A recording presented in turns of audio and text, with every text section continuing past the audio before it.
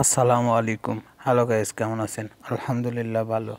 বর্তমান সোশ্যাল মিডিয়ায় ঢুকলে দেখা যাইতেছে যে তাহেরি হুজুরকে নিয়ে রোস্ট ভিডিও চলতেছে।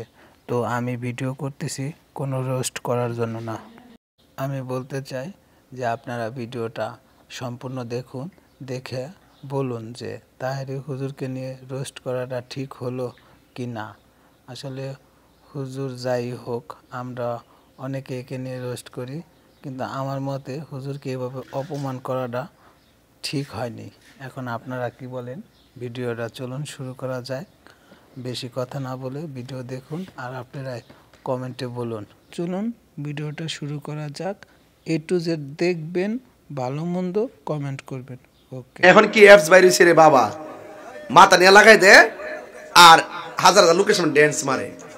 ওই আমার ফাঁকরিওয়ালা ছবি নিয়ে লাগাই দিছে, লাগাই দিয়া হাজার হাজার লোকের সামনে ড্যান্স দেওয়াইতেছে। আবার কালকা দেখছে দুই মেয়ে দুই পাশে লাগাই দিছে, মাঝখানটা আমার লাগাই দিছে।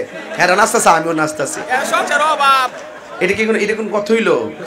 একটা সিস্টেম তো আছে ভাই। আপনি আপনার শত্রুতা আমি থাকতে পারে, আপনি ইচ্ছা করলেই তো এই পাগড়িকে অসম্মান করতে পারেন না। কথা কোন ঠিক কিনা? আপনার সাথে আমার আদর্শের মিল না থাকতে পারে, তাই বলে আমিও তো একটা দিনই দেখার জায়গায় কথা বলি। আপনি ইচ্ছা করলেই একজন হুজুরকে লাগাই দিতে পারেন না, এইভাবে লাগাই দিতে পারেন না, ঠিক কিনা বলেন? এজন্য পায়ে ধরে বইলা দেওয়া যায় এই কাজগুলো করবেন না। মিথ্যা অপপ্রচার, আমি যদি বাস্তব করি এটা বলেন, মানুষ আমার কাছ থেকে দূরে থাকবে। কিন্তু আপনি কাল্পনিক আর মিথ্যা বানিয়ে এডিটিং করে কেন আমার মাথা নিয়ে তার ড্যান্সের জায়গা লাগাবেন আর হাজার হাজার লোক তালবে? কি যে একটা অবস্থা, এইগুলো থেকে দূরে থাকবেন ইনশাআল্লাহ। তবে যাই হোক, আপনার সঙ্গে আমার আদর্শের মিল না থাকতে পারে, তাই বলে আমি আপনাকে এমন কথা বলবো না যে এই কথার জন্য আপনি কষ্ট পাবেন। তবে একটা কথা বলি, এই করিমগঞ্জের ভিতরে দেখলাম অনেক চরমুনের মুরিদ আছে, দেখলাম আছে না? এখানে আসার পরে প্রচুর মুরিদ দেখলাম। আমাকে তো ভাত খাওয়াইছি হেরা, তো আমার মেহমানদারি করছে, রিসিভ করছে ওরাই। আমি বুঝতে পারছি যে এখানে অন্য অন্য ভ্যারাইটিস লোক প্রচুর আছে, অনেক লোক আছে। তো আমি যে ওয়াজ করছি, আমি কি ডরাই ওয়াজ করছি? আমি দলিল দিয়ে ওয়াজ করছি।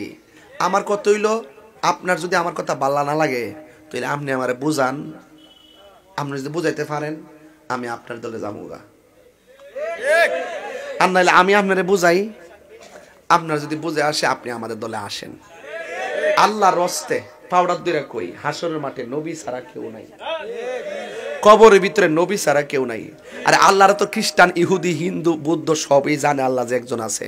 আল্লাহ বলে, যারা আমার বন্ধুরে মানবে সে আমারে মানলো।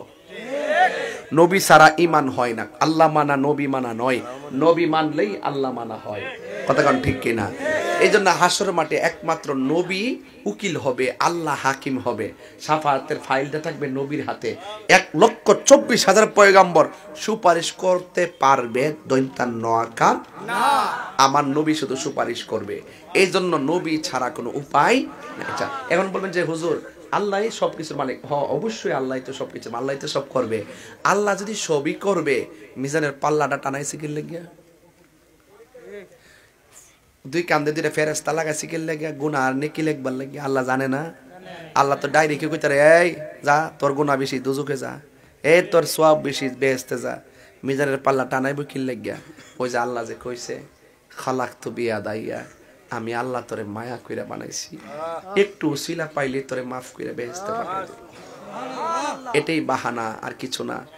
নামাজ যে পড়ছেন কবুল হয়েছে কিনা জানেননি? রোজা যে রাখছেন কবুল হয়েছে কিনা জানেননি? তো কিতা লইয়া উঠবেন? গ্যারান্টি কার্ডও নাই, ওয়ারেন্টি কার্ডও নাই। একটা গ্যারান্টি কার্ড আমার কাছে আছে, আমরা আমাদের নবীকে জানের চাইতে বেশি ভালোবাসি। আছে কিনা?